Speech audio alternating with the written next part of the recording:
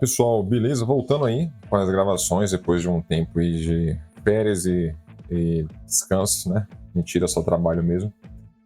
E dessa vez para falar um pouco sobre o uso de IA no dia a dia da gente, né? Assim, eu estava pensando em fazer mais vídeos práticos mostrando como é que eu utilizo essas ferramentas no meu dia a dia, né?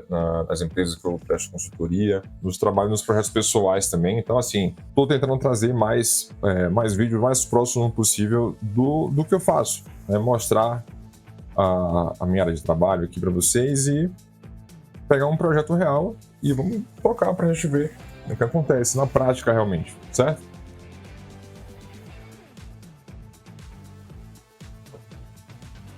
Ó, o cabelinho aqui, ó.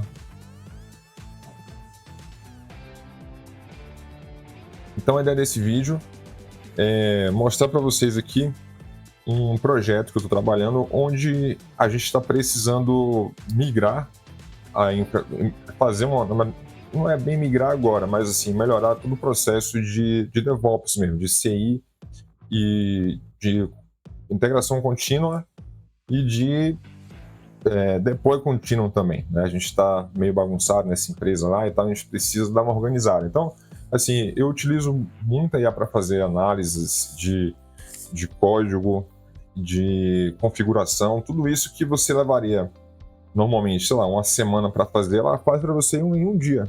Então, assim, se você vê o uso de IA como se fosse alguém para fazer o trabalho para você, possivelmente você vai ter problemas, né? Da mesma forma que a IA potencializa muito de um trabalho bem feito e consegue aplicar boas práticas, se você direcionar tudo certinho, ela também pode colocar muito lixo no projeto. Então, assim, tem que ter sempre o cuidado e o olhar ali de uma pessoa que entende dos fundamentos, né? Se você tem o conhecimento necessário, os fundamentos de arquitetura, de um bom código, de engenharia de software, e você utiliza a IA, isso vai ser potencializado, né? Mas se você não tem esses conhecimentos, então você simplesmente vai fazer o vibe coding, você não sabe o que vai entrar no projeto, né? O lixo que vai ser jogado para dentro do projeto, porque você não sabe o que é lixo, então você não tem como julgar o que foi feito pela IA, certo?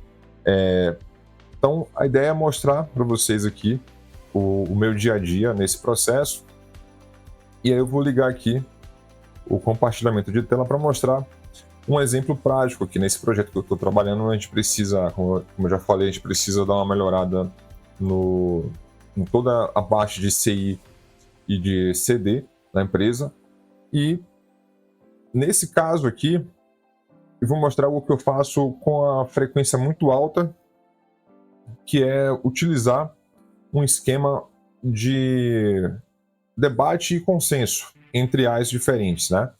Então, eu utilizo o Cloud, já tem alguns meses que eu venho testando algumas IAs, mas eu utilizo o Cloud e utilizo o Codex do OpenAI, e, cara, o que eu posso dizer para vocês é que eu tô quase cancelando minha assinatura do Cloud, porque o Codex, se eu estivesse gravando isso já há tempos, assim, com isso que eu vou mostrar aqui agora, vocês iriam ver o quão recorrente esse tipo de situação que eu vou mostrar aqui agora acontece. É muito frequente que quando eu coloco eles dois para compararem o plano de um com o outro, vocês vão ver que é muito frequente isso. Além disso, né, o ideal é que você utilize alguma ferramenta, algum framework ou algum processo de Spec Driven Development.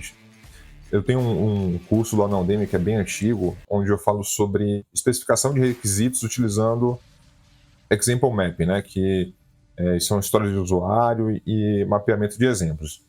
E o que o Spec Driven Development com IA está trazendo hoje, cara, é assim, é aquilo ali de forma automatizada para você. Então, todo o processo de você levantar um requisito, mapear os exemplos de um requisito com um framework e a ajuda da IA, você consegue fazer isso em questão de minutos para qualquer feature.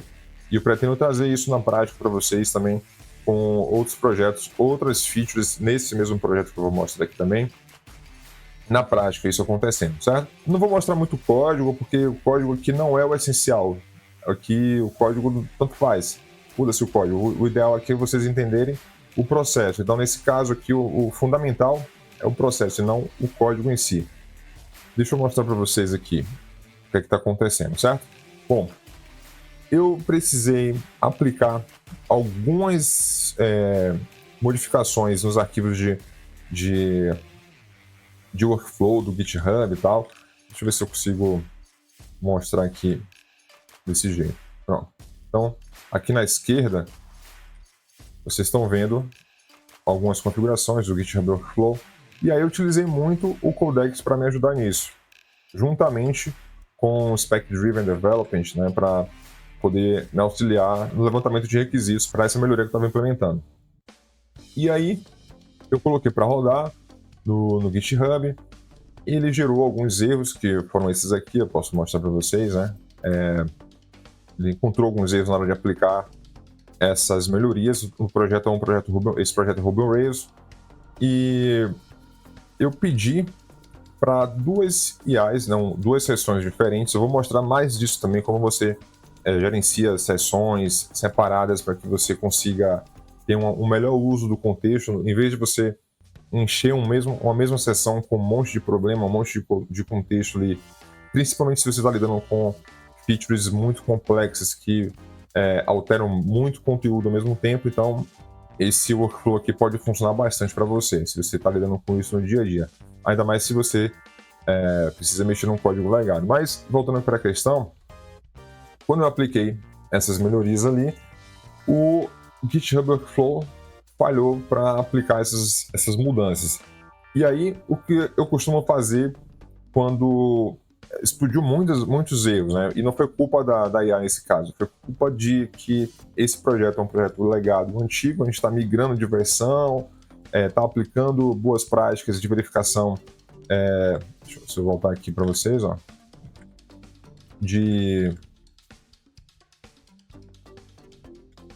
Aumentar um pouquinho o zoom.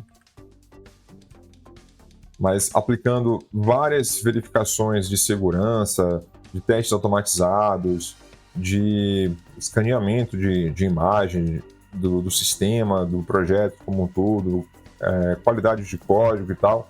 E aí, quando eu coloquei isso para rodar, já detectou um monte de problema no projeto. Então, o projeto em si, um projeto legado, que quando você não estava sendo utilizado essas verificações, e aí quando você roda essas verificações, ele explode para todo lado esses problemas. Vou voltar aqui comparando lado a lado para vocês entenderem. Aqui na esquerda, eu pedi para o Cloud verificar esse problema. Eu falei, pedi para ele executar esse comando aqui utilizando o GH, né, o GH, o GitHub CLI, e para pegar informações dessa execução aqui, dessa tentativa aqui do run com essa numeração, né? A gente falou, e que não se importe em escrever inglês corretamente. Aqui, geralmente, qualquer forma que você escrever que esteja minimamente entendível, em inglês é ideal, melhor do que português, mas que esteja minimamente entendível, ele vai conseguir fechar os gaps facilmente, certo? Então, quando eu estava com pressa, só sair escrevendo e ele entendeu o que eu quis dizer. E eu passei esse mesmo prompt aqui em cima para o Codex, certo? Então, à esquerda, você tem o prompt que foi executado pelo Cloud Code, e à direita pelo Codex. Eu trouxe aqui, você viu que está pendente aqui uma execução aqui na direita e tal, mas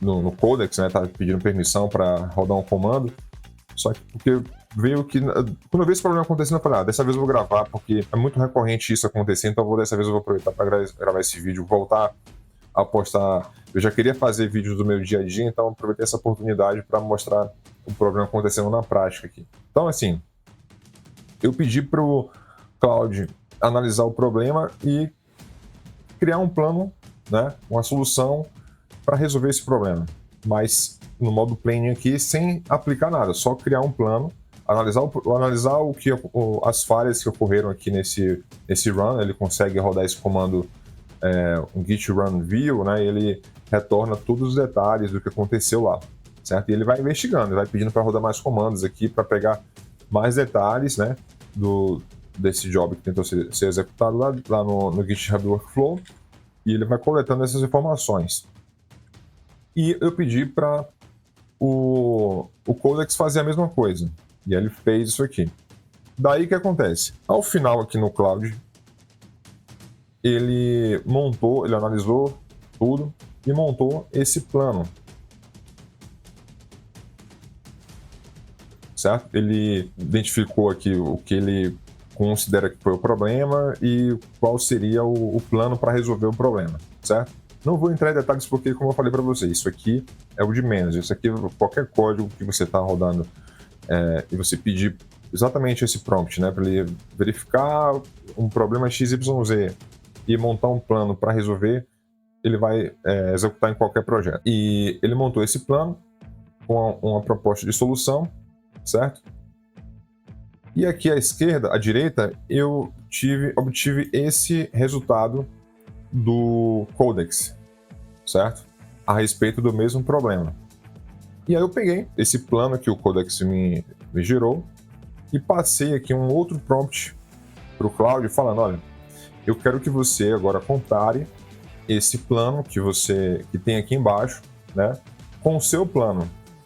E honestamente me diga qual dos dois está mais accurate, né, mais preciso, tá mais preciso e mais correto, certo?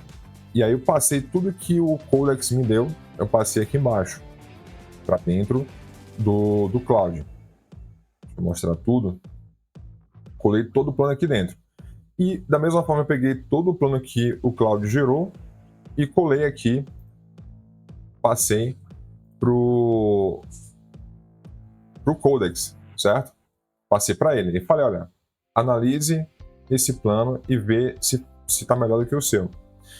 E o que acontece? O Codex, ele me deu uma resposta dizendo que o plano dele está mais preciso, identificou corretamente o problema e tal, e sugeriu, olha, aplique esse plano. E da mesma forma, quando eu passei para o Cloud confirmou o que o Codex disse, né? Ele falou, honestamente, o plano que você me passou está significativamente mais preciso. Após analisar calmamente aqui, eu verifiquei que o outro plano está melhor, resumindo, né? E ele mostrou aqui tudo que ele esqueceu de verificar, o que ele entendeu errado e tal. E, cara, isso é muito frequente, sim. É muito frequente. Toda vez que eu peço para o Cloud fazer uma análise detalhada de algum problema que é complexo, um codebase como esse que, cara, esse codebase, se eu mostrar para vocês a quantidade de arquivos e pastas que tem nesse codebase aqui, vocês vão ficar impressionados. Depois eu posso mostrar mais detalhes sobre esse codebase, na medida do possível, né? E toda vez que ele precisa fazer uma análise detalhada, ele faz muito rápido, porém ele sempre esquece um ponto ou ele se equivoca em algum detalhe. Então, assim, as pessoas acham que a velocidade é o mais importante quando você está trabalhando com IA, que ele precisa ser mais rápido, te devolver uma informação com mais velocidade. Porém, eu considero que isso tem um preço. Não tem como você ter um processo rápido, né, e detalhado de um projeto como esse, que é extenso, milhares de arquivos e tal, e ter um resultado igual a uma análise detalhada que leva mais tempo, porque, infelizmente, precisa de mais tempo para fazer uma análise completa. Então, ele mesmo admitiu que fez uma análise incorreta, inapropriada, que não está com o detalhamento correto. E o Codex não, ele sempre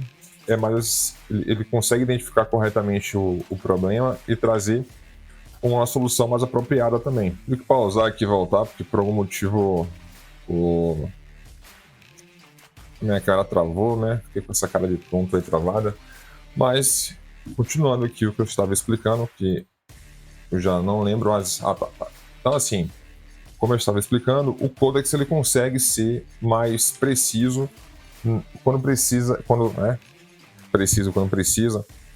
quando ele tem necessidade de verificar com mais profundidade um código ou um problema, como foi esse caso aqui, e ele geralmente demora mais tempo, o dobro, às vezes o triplo, para resolver, para pesquisar, trazer uma solução.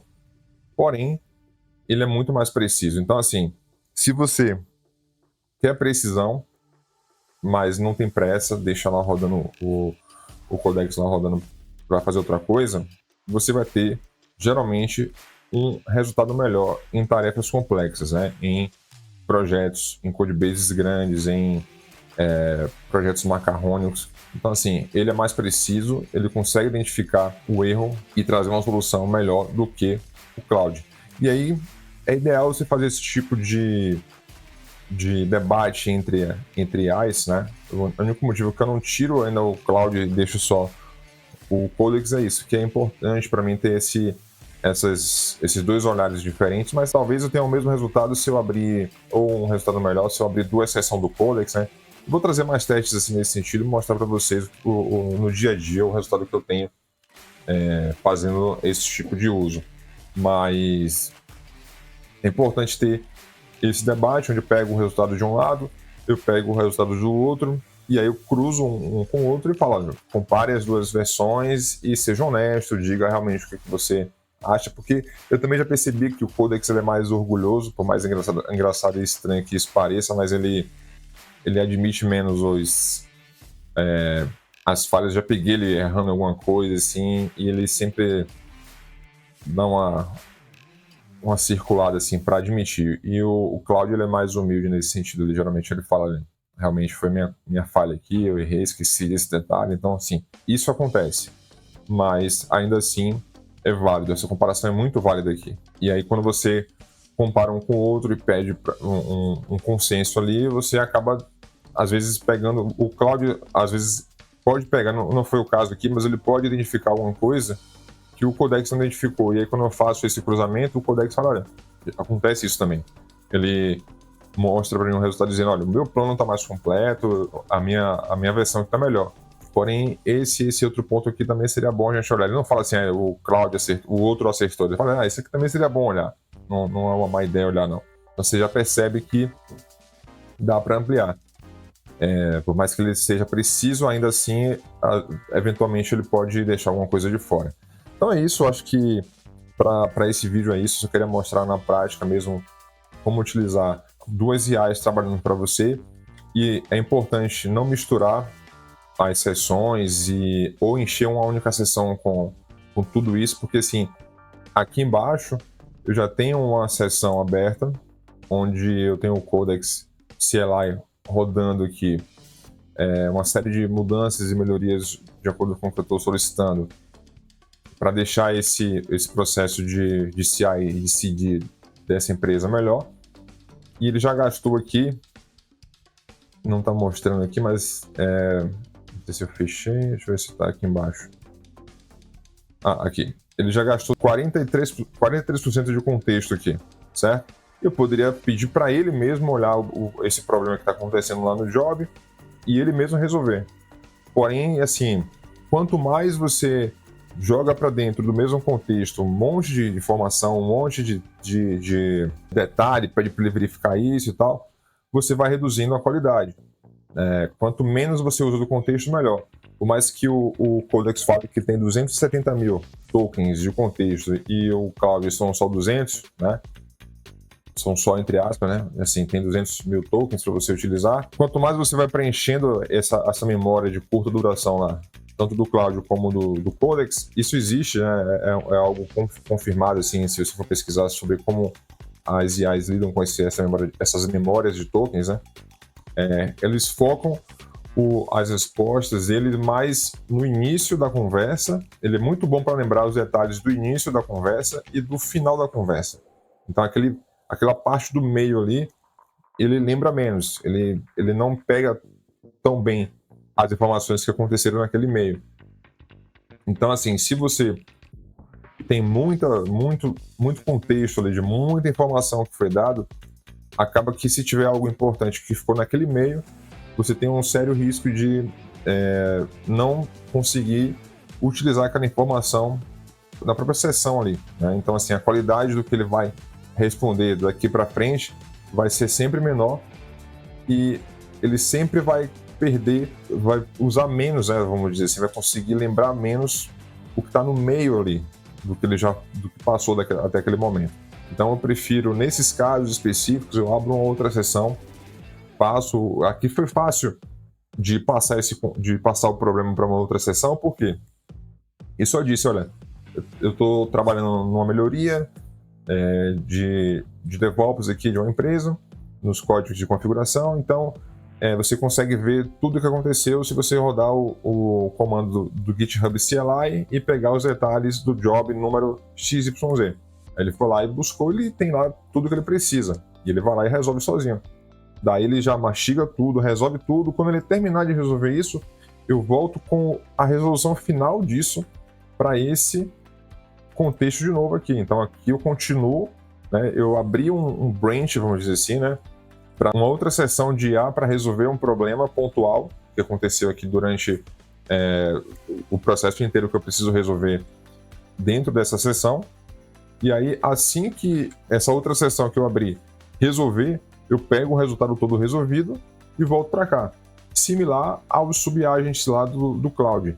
Só que, como eu já disse, assim, o Cloud ele não tem sido tão preciso nas respostas, nas soluções e tão assertivo assim quanto o Codex. Então, eu ainda prefiro em codebases como eu estou trabalhando aqui agora, que é muito complexo, muita coisa legada, muita coisa que precisa ser melhorada e eu preciso ter uma resposta o mais perto possível do perfeito, do correto. Eu prefiro fazer esse processo de subagentes manualmente ali e do que delegar isso para o Cloud. Poderia rodar isso no Cloud e voltar daqui a 20 minutos, 30 minutos com tudo pronto, entre aspas. Vai ter um monte de lixo para poder revisar e muita coisa que vai estar errada, eu vou pedir para ele refatorar. Então, se você colocar elas por elas aí, você acaba perdendo mais tempo ainda no Cloud, porque você vai ter que revisar mais lixo do que se você utilizar o Codex para fazer isso, né? Mas é isso, acho que eu já falei demais aqui para esse ponto. Vamos trazer mais vídeos assim do meu dia a dia, certo?